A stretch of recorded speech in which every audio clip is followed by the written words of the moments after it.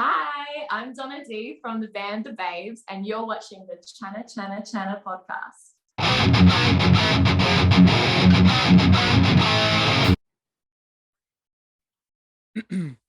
Hi everyone, welcome to another episode of my podcast. We have very special guest today joining all the way from Australia. We got Donna D of the Babes joining the podcast. Hi Donna. Hi. Thank you for having me. So how are you doing?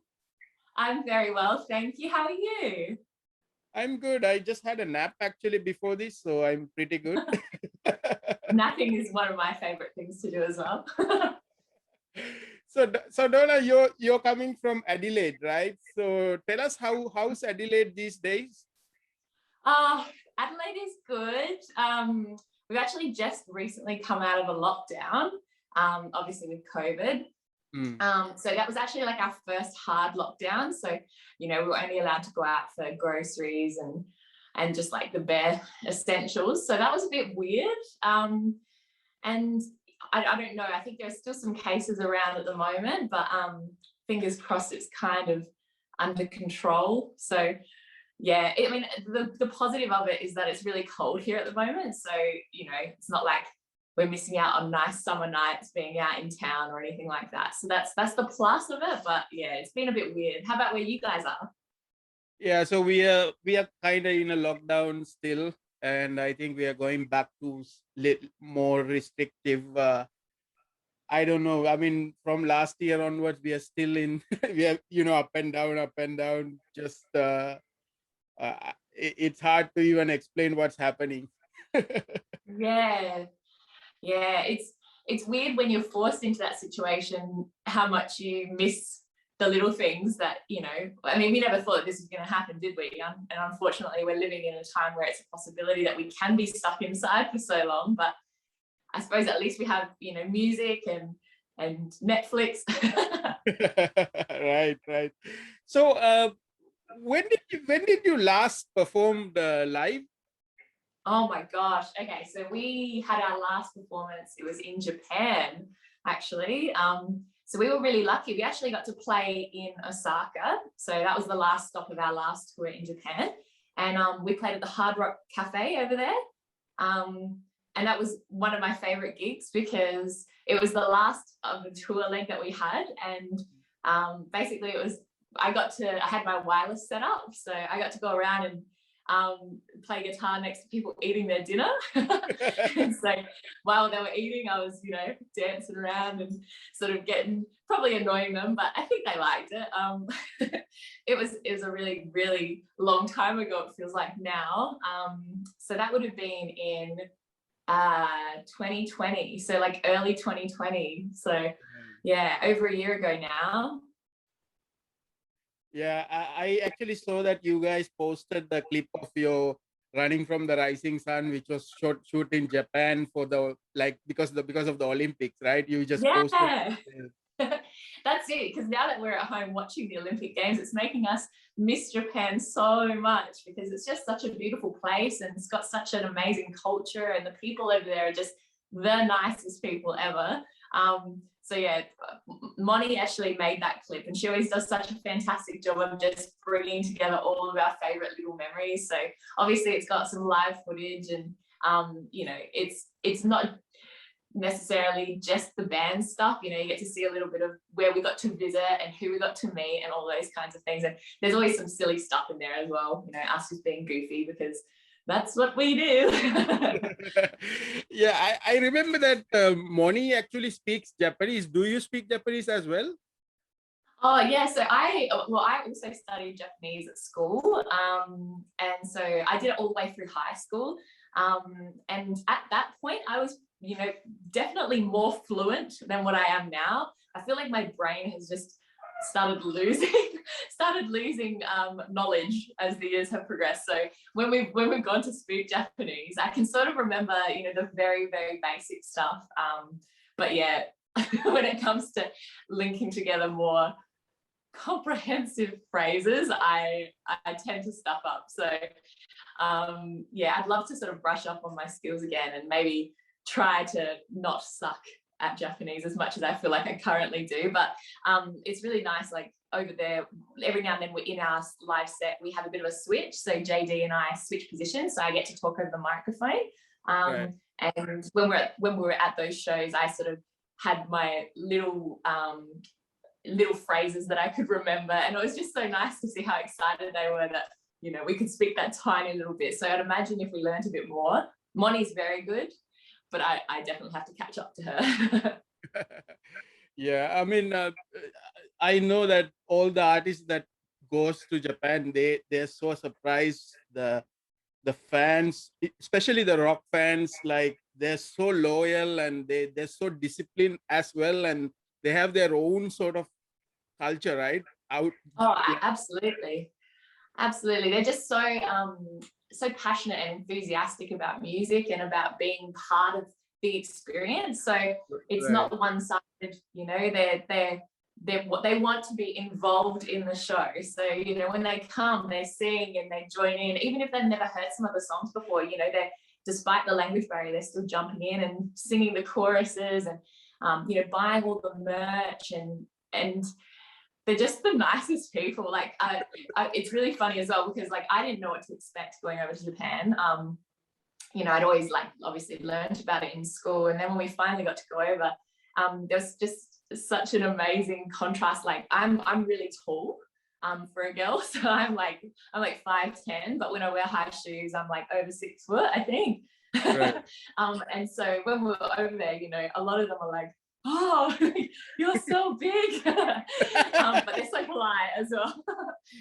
So it was really nice, you know, like we'd be playing shows and, you know, as I said, they'd buy our merch and stuff, and then even just coming and chatting to us after the show and, you know, wanting to get photos together and things like that. So I just feel like, you know, we've been there twice, and every time that we've been there, we've met such beautiful people, and they're people that we are, thanks to technology, we're able to stay connected to as well. So fingers crossed we'll be going back there soon.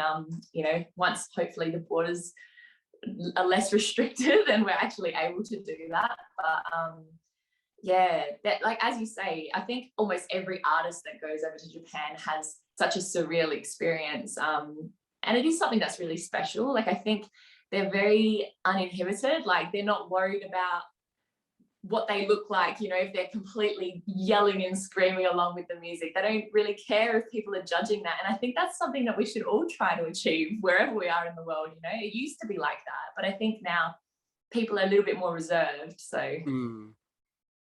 Yeah, a lot of people think about what other people say, right? Or other people think about them, which is exactly. So don't worry about it, just have fun. yeah. So do you guys establish already the rock and roll gang chapter in Japan? Oh yeah, absolutely. Like we even have we've got a couple of amazing friends and fans over in Japan that actually they came over, like we met them in Adelaide. They came over when we were supporting Ace Frehley. Right. And we were like, oh my God, like what do you mean? Like, and they, you know, they came up and they knew our songs, and then ever since then, you know, we've gone and played over in Japan, and they come to all of our shows and they wear our merch everywhere, and it's incredible. So we're really lucky, you know, in the sense that we've supported some really amazing bands over in Japan as well. And, you know, being the support act, sometimes, you know, you don't know what to expect because you know that people are there for the main act as well. But yeah, we sort of just, the numbers of people that are following and supporting what we do just continue to grow as we tour. So it's really exciting, and I'm, you know, I'm sort of looking forward to seeing what will happen the next time that we go back. Like fingers crossed we'll be lucky enough to have the same people coming back, and possibly like they might have some friends that they bring along, and yeah, so we'll see how we go. Right. Yeah, I think when I first like discovered the Babes, if I didn't know that you were from Australia, but I would have thought that you guys are actually like a US band, right? Like Okay, yeah, yeah. because you have that, you preserve that sort of image, and uh, even the songs, the all your Yeah. themes and concepts is like basically just the American band, right? Oh yeah. Absolutely. You know, I think we absolutely love American culture as well. So, you know, when we went over to the States and we toured over there, it was just like a dream come true. There's just something, I don't know, I suppose like growing up, you know, a lot of the movies and a lot of the imagery that we were seeing obviously came from America. and to us, like, I don't know, Americana and rock and roll, they just like marry together so beautifully. You know, so the idea of like, I mean, the cool thing is like, obviously there are other countries that have that same sort of scene. But, you know, just that dive bar vibe, there's something, you know, the idea of jumping on a bike, you know, riding a motorbike and getting into a bar and just having a drink and playing music on the jukebox and playing pool. It's like, it sort of resonates obviously as American. So, you know, I suppose there's like, that's in our hearts. So we try to capture a little bit of that vibe and bring it everywhere we go. And, you know, and that was the coolest thing is obviously when we went over to America, we were like, oh my God, it's real. It's here. We can actually see it in person. So yeah, but obviously, you know, we're very proud obviously to be Australian as well. There's some really nice Australian cultural elements that we've experienced as we've grown up, but there's just something so cool about America. So yeah. Right. So Donna, tell me a little bit about your childhood and what's your first memory of music? Okay, so mine's a little bit different in the sense, obviously, like, so I'm in the band with Moni, who's my older sister, and then also Corey, who's our younger brother. So obviously it was the three of us kids growing up. So we have been pretty much attached at the hip since we were really young. We're really, really close, which I absolutely love. Probably my earliest memories of music were actually sort of related to dance. So I'm actually a dancer. And I run a dance school here in Adelaide. And yeah, so I've always loved music. It's, you know, it's one of those things that as soon as I'm pretty much the first person on the dance floor, no matter what sort of music it is. Right. And like my dad was a drummer. So when we were growing up, mum and dad were really awesome and encouraging. And they just basically said, you know, as you get older, any instrument you want to play, we'll let you choose your instrument. You guys can go and have lessons and things like that. But I think, obviously, my memory is probably a bit hazy, but I think, yeah, probably my earliest memories are being in the living room with my sister and watching like video hits, which was like kind of like MTV. Right. And yeah, just dancing and bopping along. And then obviously as the years progressed, you know, Moni was playing the drums. My mum and dad let me play guitar, which was really, really cool. And yeah, you know, we started off jamming and it was very, how do I put this? It was just about having fun. So we try and make songs, but they always turned out to be silly. And then, yeah, I mean, that's the earliest memory that I have of music, and music's been pretty much part of our lives ever since that point. And it's intensified as the years have gone on. So, you know, I never in my wildest dreams thought that I'd be talking to someone like you about our band. Like, it's really, really cool. You know, it's like we've had all of these mind-blowing experiences connected to music, and I'm really, really thankful for that. Right. So do you remember the bands or the artists that you listened back then? Like when Definitely. So I really love Motown music. So I like some of my favorite bands are like so I like the Temptations. I like Sam Cooke. So yeah, like there's sort of I like a lot of, pretty much it marries together the idea of like heaps of harmonies. So I really like, you know, the barbershop kind of idea of like quartets and things like that. But I really also loved the fact that they danced together. So, you know, it was like the choreography, the music at the same time. And then as I got older, you know, my mom and dad named me after, so Richie Valens has a song called Donna. And it was from the movie La Bamba. So, you know, that's when I sort of like learned about, oh, wow, you know, there's other music, there's like cultural music, I guess, in a sense, you know, because La Bamba is obviously not in English. And then, yeah, I've always loved Elvis.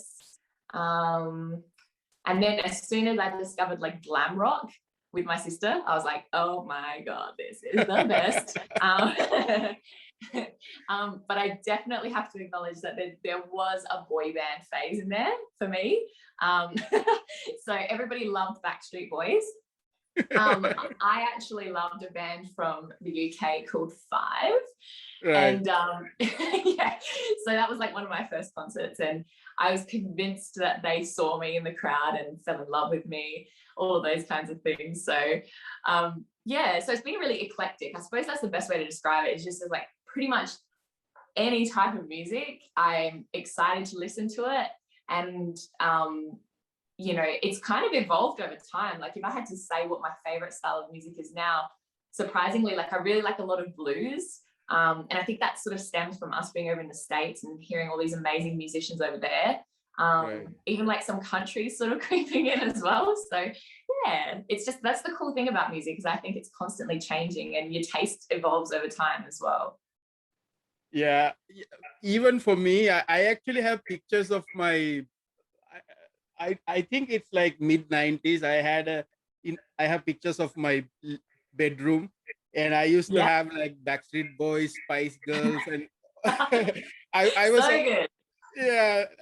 I also know about Five because they came from, there were a lot of British bands like E17, Five, PJ and Yep. Duncan, and all this. I used to buy the magazines, the smash hits, and I used to have a lot of them before. My whole room was Amazing. filled. Yeah. Get all their posters up.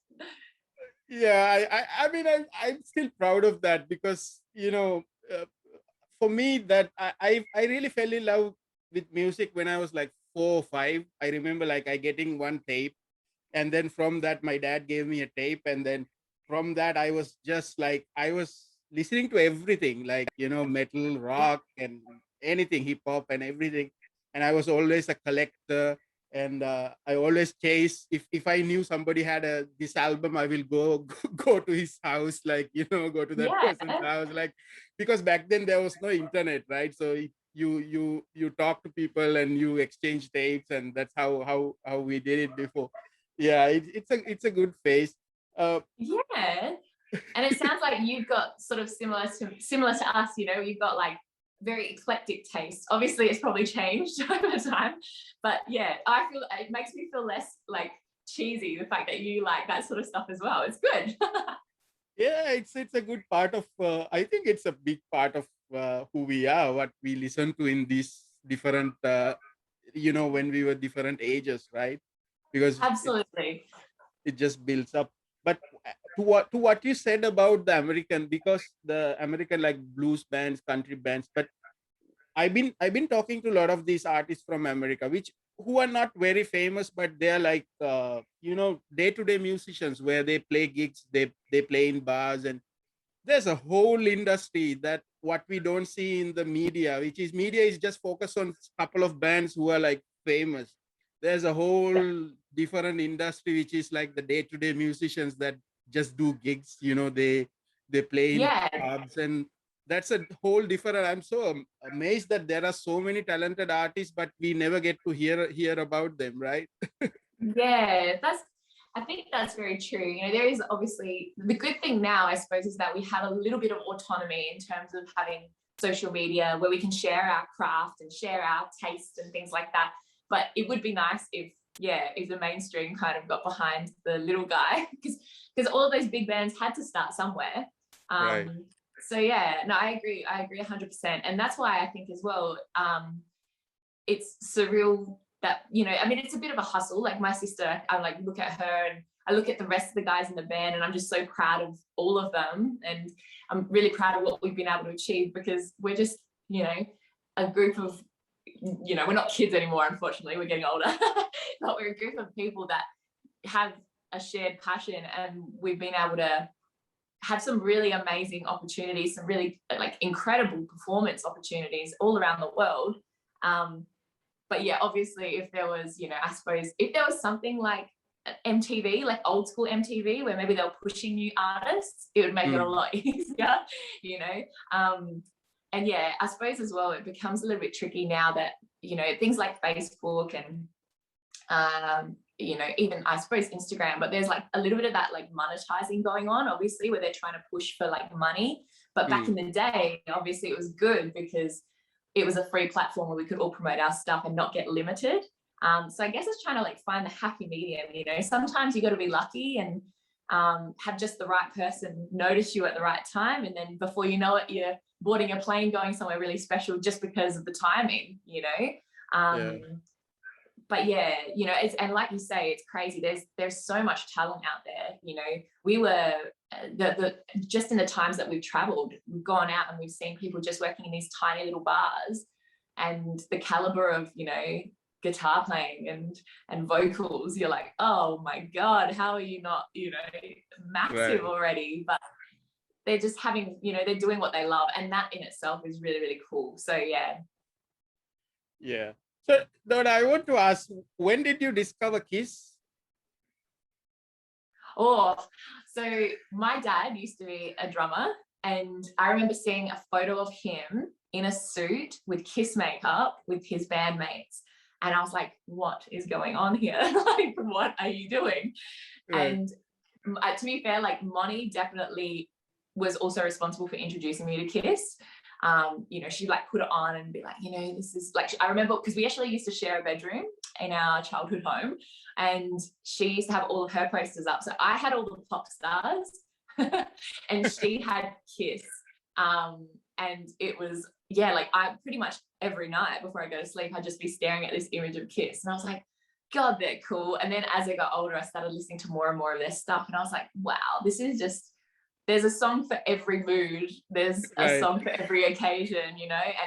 And then I stumbled across these pants. This is when I was like probably maybe 18, 19, and there was this girl that was making pants out of merchandise. So like, you could get a band top and she turned them into pants, and they are literally my favorite stage pants of all time.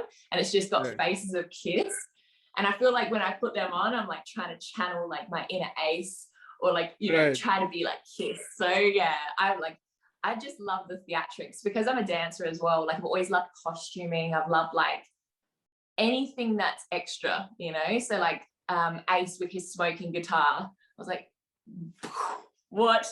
You can do that? That's so cool. So I suppose we've always tried to emulate a little bit of that with our stage performance, because I mean, we're hoping at the end of this year that Kiss is supposed to be coming back to Adelaide, because they actually had to cancel. Yeah. So like, it's like a life-changing experience seeing Kiss. Like, I've seen them, I don't know if I've seen them once or twice now, but just because everything they do is just over the top, you know. Gene is like spitting blood everywhere. Paul's smashing his guitar, and it's just like, it's such an experience. It's not just a concert. You walk out feeling like you've seen something that you will probably never get to see again. Right. So how is that, like, you know, discovering Kiss, and then later in the years you guys actually opened for Ace Frehley, right? So how is that experience? So when we got offered that gig, I thought that was a joke. Like, I didn't think that it was real. I was like, yeah, right, as if. And then they're like, no, like, literally, we're looking to book you guys. Would you be interested? So I was having a heart attack leading up to that show, just because it was sold out. And it was like one of our biggest shows as well, like, you know, biggest support that we'd landed. And I knew that there were going to be so many people in the audience that played guitar. And I thought, oh my God, I have to like try to nail this. You know, I don't want to stuff up in front of all of these amazing guitarists as well. And yeah, it was just a dream come true. Like, I'm going to die happy simply because I got to put my feet in the same spot that Ace stood on a stage. Like, to me, that's like, thank you, I'm done. That's amazing. And yeah, you know, I look back on that gig really fondly, because I remember feeling so nervous, and then, you know, I was just on such a high after we finished. It was just such a cool experience.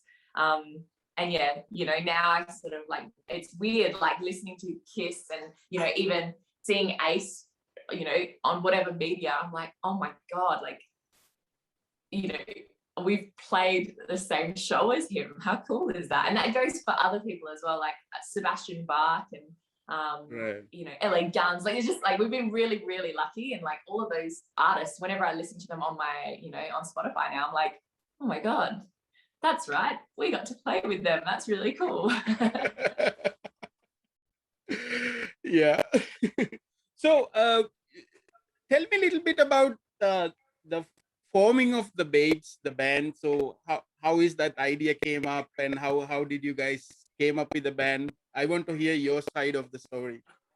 Okay.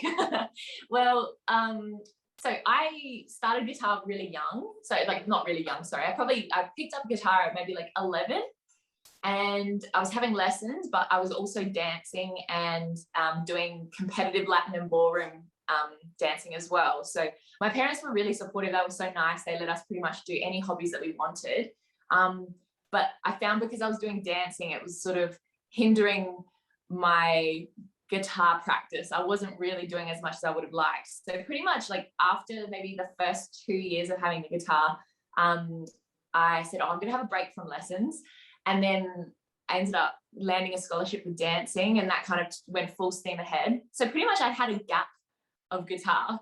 I missed it a lot, but I was obviously like busy with other things. And then Moni always said to me, she's like, oh, you know, we could be in a band together. We could fully do it. And I was like, yeah, sure. Because I knew how talented she was, and I hadn't picked up the guitar for a while. So I was like, oh, I don't know if we're going to be able to do it. Or like, I don't know if I'm going to be able to do it and do it justice for you. You know, you deserve the best because she's awesome. And pretty much the catalyst for it was, she probably told you the same story, but basically we ended up going and seeing the Runaways movie with obviously the story of like Joan Jett, Cherie Curry. And we went and saw that. And then we got in the car, she was driving, and she looked at me and she was just like, we should just do it. Like, we should do it, Donna. Let's just make a band. Like, let's do it. And I was like, yeah, that sounds like, you know, I was so revved after seeing the movie. I was like, yeah, let's do it. It's going to be amazing. And then I said to her, I'm like, you know that like I'm rusty. I haven't played for a really long time.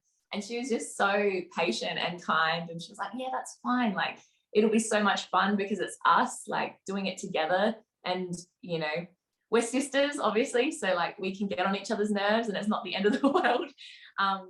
And then pretty much we went from seeing that movie, we went out one weekend.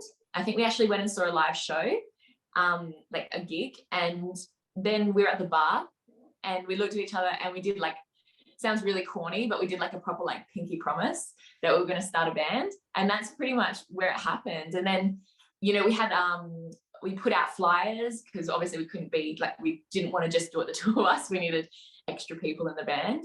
And so, yeah, we put like a call out and we deliberately didn't show ourselves only because number one, sometimes people are a bit judgy, like judgmental about like females, like, you know, whether it's a good thing or a bad thing. Sometimes you get guys that are interested for the wrong reasons as well. Right. So we put up like a generic picture of, I think it was Motley Crue, and I think we also had Kiss on there, and we're like, do you like these bands? And then we ended up getting guys coming and having a bit of a jam with us and auditioning and stuff like that. And then, yeah, like as the years progressed, we ended up being lucky enough to land a lineup. And then over the years, it sort of transitioned and changed. We had different people in different positions in the band. And now we're really lucky, you know, the four of us, we gel and we're like, obviously it's almost an entire family. JD's like our adopted brother. He's forced to be part of the family. But it's amazing, you know, we've been through a lot together, and you know, having our baby brother in the band as well is so much fun. You know, that was something completely unexpected because he picked up the bass to join our band, and I'm so proud of what he's managed to achieve in such a short time as well. So yeah, but I'm pretty sure it's probably not as exciting. Sorry, it's probably the same sort of story that Monica's told you, but that's how it came about. So yeah. So I mean, the way you are explaining, I feel that you really look up to your sister as well, right? She's a big influence, and I heard I know that she did this Guinness World Record type thing, drumming 24 hours, I guess, right? As a benefit for your father. Can you tell me that experience? Oh yeah, so I'm also, so just to give another bit of a weird spanner in the works, but so I also am a speech pathologist. So like depending on which country you're in, they also call it speech therapist. But basically I was at university studying, and my dad got diagnosed with multiple sclerosis. And I had actually been learning about that condition while I was at college. And I knew how like it was a degenerative condition and how quickly you can deteriorate and things like that. And because I'd seen it firsthand, it really scared me. So I started doing a little bit of research, and, you know, we spoke as a family, and I was like, well, I found articles, or I found this treatment that my dad can go and get done in Russia.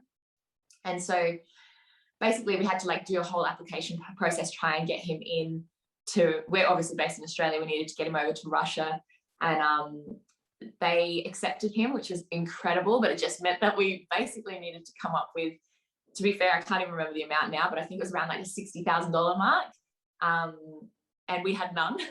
So we were like, damn it, all right, we're going to make it happen, we're going to do something, we'll figure it out. And so we all did our own different things. So I was really lucky in the sense that I have a network of really beautiful families at dancing, and they all sort of rallied behind different events. Like we had, you know, concerts, and we had discos and things like that. And then my brother helped by selling a lot of his prized collection and things like that. He's really into like wrestling sort of stuff. And then Moni, she just like, I remember like waking up one day and she was just like, yeah, I'm thinking of drumming nonstop for like 24 hours. And it was like, are you crazy? What are you doing? That's mental. And there's one thing for sure, she is so determined. She's like, that's why she's so inspirational, is because like she'll set out to do something and she'll somehow make it happen. You know, other people that would go, nah, there's a barrier or there's an obstacle and it's making it too hard. She is really, really resilient as well. And that's something that I really admire as well. So yeah, basically she just went, all right, this, like, I mean, my mum and dad were completely against her drumming for 24 hours because they were worried about her health, which is, I understand 100%. And she was like, nah, I'm not drinking, I'm not eating. As the event actually unfolded, it wasn't planned that way, but she ended up being that way because she's really stubborn. So mum and dad kept encouraging me to go and give her a drink or go and give her some food. And I'd walk up there and she'd be like, nah, like with her, as she's drumming, sorry, she's still drumming. She's like, nah. Right. And then, yeah, she made it the full 24 hours. And even that, like, I felt like such a bad sister because, like, I was there with her the whole time. But there was a part where I sat down and I was sitting next to her while she was drumming. And dad and mum were like, try to talk to her and keep her awake. And I'm like, yeah, definitely. And the next thing I'm like, and I've just fallen asleep. I was like the worst support person ever. But yeah, is that like, honestly, the fact that she's done that, and she managed to raise, like she says that she thought she was going to raise a couple of $100, and then she ended up pulling out, I think, like 11 or 12 grand from busking. And you know, we had like a money tin, and it was so heavy because so many people got behind what she was doing. Yeah, it's just incredible. Like, it's something even now, like it's been, I think it's about 5 years ago now, but every now and then, you know, a memory will pop up on Facebook or the video will come up in my playlist, and I'll just watch that it's like the last minute of her drumming after the 24 hours. And she sort of busts out this solo, which I don't know how she even manages to do that. And it makes me teary every single time because I just know how hard that was for her. But I'm just so proud. Like, I'm proud to be connected to her, you know, she's my blood, and I'm like, I'm so proud of her. I'm so proud of my dad for going and getting his treatment, and just proud of the whole family. You know, we pulled it together, so it's really, really cool. Yeah, I remember I saw that one of the clips in Facebook that she was kind of weak at the end, right? She couldn't even like properly stand up, right? Absolutely, yeah. Like, you know, I think she was obviously using the full kit the whole time. So her bass drum foot, I think, ended up being black. Like, I think she bruised it. And yeah, like, I don't know how she managed to not pull any major injuries, because, you know, drumming for that long, and her wrists and her arms and even her back, it's amazing. You know, I get tired from standing up or sometimes from sitting down. So the fact that she managed to do that is incredible. Yeah. So out of the songs of Babe, so one of the songs that I kept on listening in Spotify was the Drive Bars and Muscle Cars, which is the title track. But after I saw this, yeah, that's kind of like my favorite out of the songs. But after I saw this, the the video clip from Japan, I've been listening to the Running from the Rising Sun as well, because it's also a great song. Oh, thank you. Thanks so much. Well, I always find like the ones that have the video to couple with it, I don't know, to me they kind of stick out as well. Like it kind of sticks in my head a little bit more because I have like the visual of what was going on. And you know, Right. yeah, like Dive Bars and Muscle Cars to me is such a party song. Like whenever we play it, I'm always like jumping around and dancing because it's just like it's got that vibe. And then yeah, Running from the Rising Sun it's got like a soft spot in my heart as well because I know that it was referencing Japan. So whenever we play, it kind of like triggers all of those memories. And the video, obviously, like we were saying before, has all of the like the video clips of things that we did while we were over there. And it's always just nice to, like you have like photos and videos from a holiday. It's kind of like that, but it's like a tour compilation of like a montage of all of these amazing experiences that she, like I said, she just splices them together and it's like, oh, this is cool. It's something that hopefully we'll be able to show grandkids one day and be like, yeah, I was cool. Yeah, you can say like, this is grandma, rocking in Japan, right? That's it. I'll be like, grandma, you're lame. But it's pretty cool. I think like, it's not, especially now, like, with how everything is quite limited with travel. I'm just super thankful that we managed to get over to places while we could, because the fact that everything is a little bit crazy at the moment, hopefully it will get better. But yeah, it's like, it was so, there were no like barriers before, like we didn't have to quarantine or anything like that. We were able to just go straight over and play a gig. But now, I feel sorry for people that are having to cancel shows and tours that are being rescheduled multiple times just because it's so uncertain. Everything keeps opening, then shutting, opening, then shutting. So yeah. Yeah, actually, I mean, the only consistent thing I used to do is I used to go to a lot of concerts. So in 2019, I think I watched 60 plus concerts. Wow. But in 2020, I was only able to watch 8 concerts because Damn the it. That sucks. But 8 is still better than none. But it's definitely a change, isn't it, compared to what?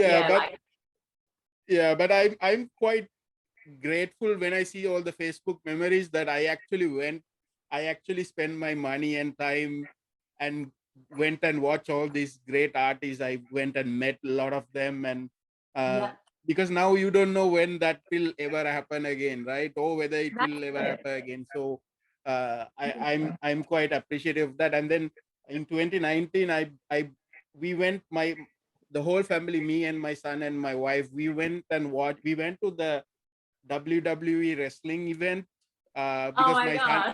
because my son is a WWE fan. So we went together.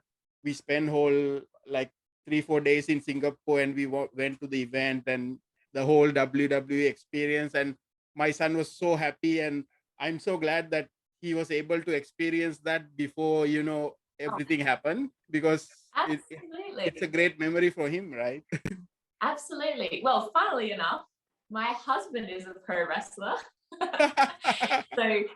so he also he's traveled a lot. He's wrestled overseas and things like that. So when we went over to America, he actually wrestled on a show with David Arquette. Right. And yeah, so same sort of thing though, it's one of those things where I've seen him wrestle everywhere and now they're stuck here. But like I've gone and seen the massive WWE shows as well, and they're so cool. Like if your son's a big wrestling fan, like sounds like similar to my husband, but if he knows Rhea Ripley, my husband and his brother, they actually trained her, so she's from Adelaide.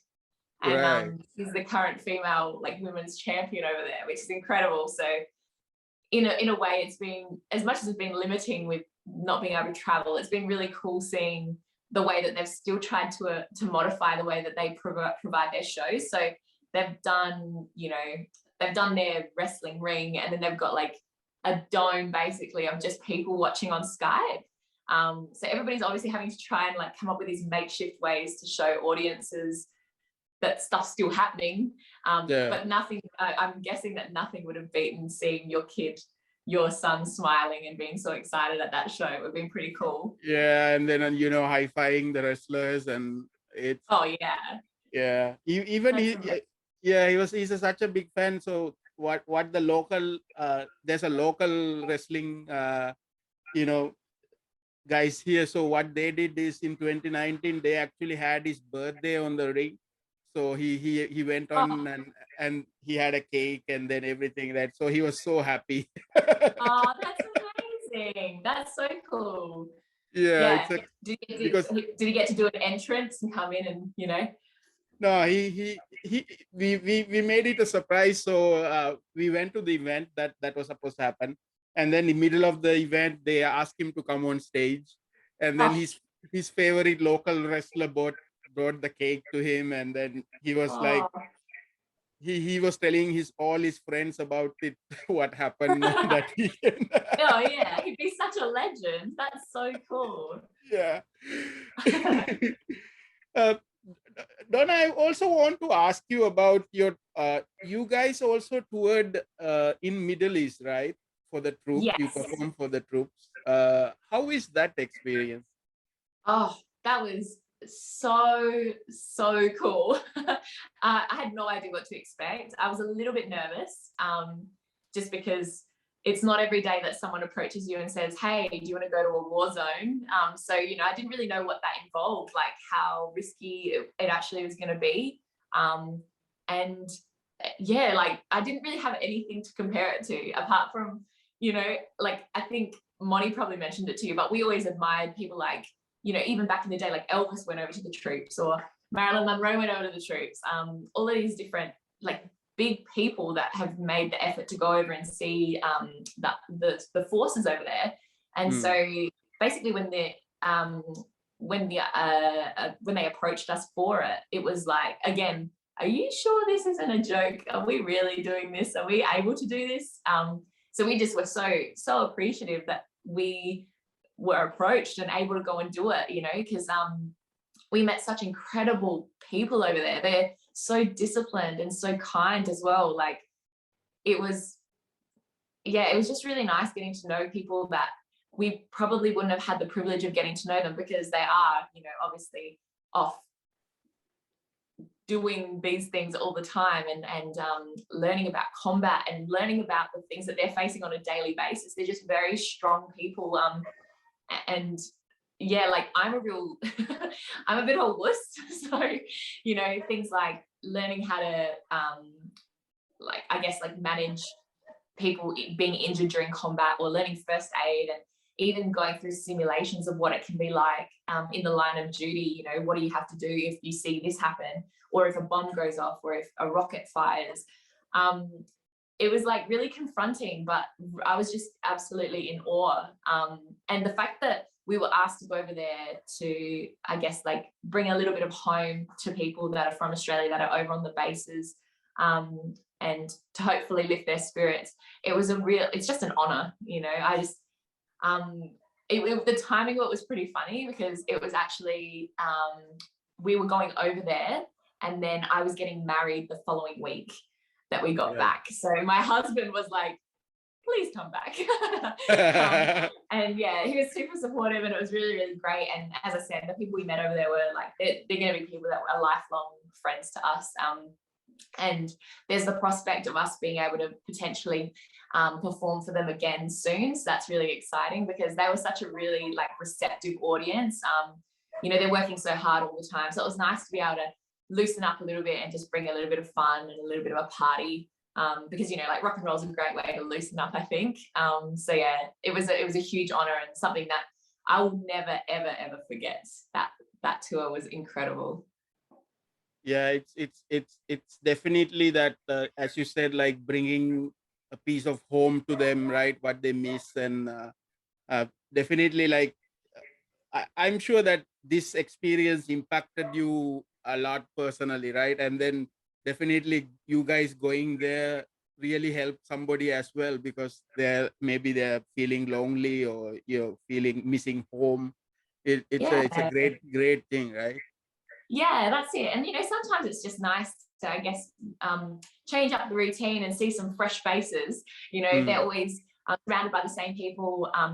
You know, granted, they hopefully love each other and love being around each other over there. But, you know, when it's all work and no play, I can imagine it would be quite difficult. But it's nice that they sort of try to arrange for these kinds of performances so that people that are working so hard do get that opportunity to just kind of take a deep breath, you know, hear some music that hopefully they enjoy. And it was really cool, you know, they were singing along.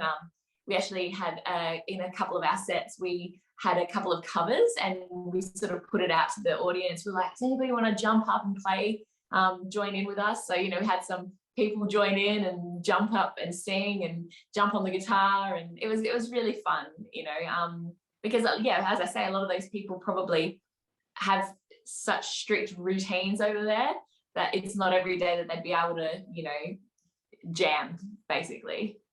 Right.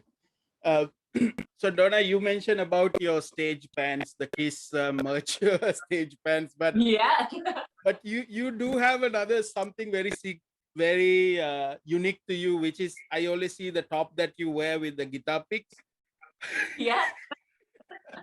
Yeah, so you created that? So my mum actually, she does a lot of costuming because we run a dance studio. So right. She's really clever and she always comes up with these like cool, unique ideas. And I remember I came home once and she had the bra and she'd put all these pics on there. She's like, what do you think of this? And I was like, oh my God, put it on me now. So initially the idea was that I'd have it so that, you know, if I lost a pic, I could just be like, but I haven't actually pulled any off right. because there's a lot of work that she's put into it and I don't want to destroy it. But yeah, it was just something unique. I don't know. It was just kind of like a bit of fun. It was like one of those things that like pretty much I have like a wardrobe full of just crazy out there outfits.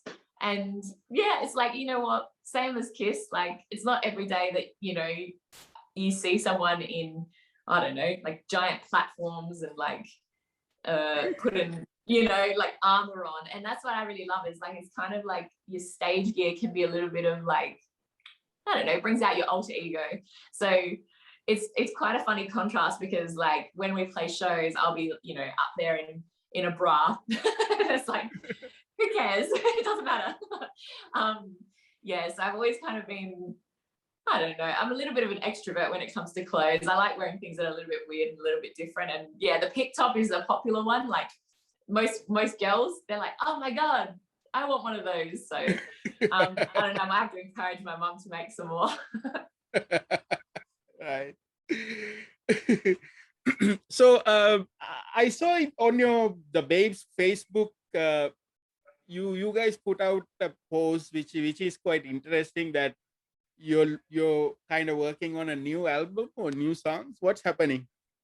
Yeah, so obviously with lockdown, it sort of threw a bit of a spanner in the works because we were planning to go on tour again. And then that obviously got sort of put on hold until we can travel again. So Moni ended up starting to build this studio and it's awesome. Like just looking at it now, like it's so cool. They've done such a fantastic job here. So I think the plan is that, you know, we'll be able to record and like do a little bit of tweaking here. And Moni and JD, they're really great as a team with songwriting. So Corey and I are really lucky, you know, like they come up with amazing ideas and they're always really receptive to like our input as well. But they're just like a dynamic duo really when it comes to coming up with different tunes and different lyrics and things like that. So pretty much for the foreseeable future, I'd imagine we'll probably be just jamming here and mucking around trying to come up with new songs that we can put together on an album and then hopefully release it and then tour with that eventually down the track. Because yeah, basically the process is like we have our old release now, it's old now, but our Dive Buzz and Muscle Cars album. And so when we released that one, we went and did a tour of Australia. And then we ended up being over in Japan and obviously did the Middle East as well. So yeah, I guess it's just a matter of chipping away and hopefully getting something together pretty soon. And then, as soon as we have that new album, it'll be nice to hopefully release, even if we have to, we'll do some videos in the meantime if we're still stranded.